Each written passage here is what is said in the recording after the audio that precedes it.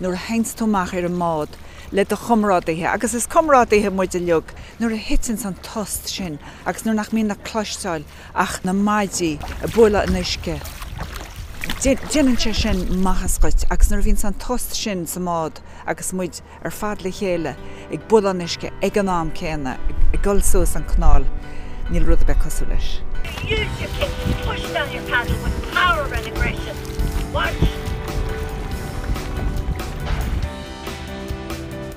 Is muid an na Pluribel Paddlers, Club Sport muid, Club Sport Bádóireach Dragoon, agus thosa muid an seahéim le clia tuairis 7-8 go bhlianta ó hen ar an dogan seo dog na canálach móire. An rud faoin na Pluribel Paddlers is club é seo go dhaoine a rá ailse bralín ó ailse cíche orb.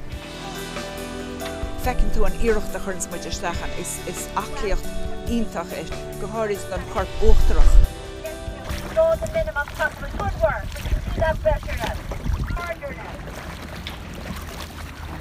An mis is a club seo le 3 bliana is meisteachan saoire 3 bliana áchan. Mar sport tóigin muid an dáíre agus nuair a bhíns muid a tréáil agus nuair a bhíns muid a rásaíocht, tóigin muid fíorgáíre ar fada agus grúan muid rásaí. Is rud a bhhaid níos linne agus is club a bhhaid níos tábhachta é ná club sport bháin. Mar tugann muid takeíocht á chéile, is club takeíocht é freisin.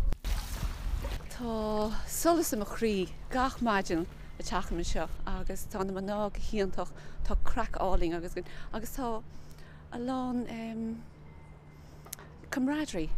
Taréis an tréáil rachmid trasnacadí an club teach agus tá cupán té agus tá si go deas. Try. Paradise. Tá sé Harbar.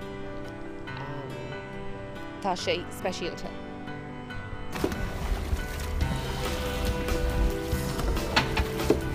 Ceann gan rud is fearr a tharla chumsa mo híal ná gur tháinig mé isteach sa club seo. Right.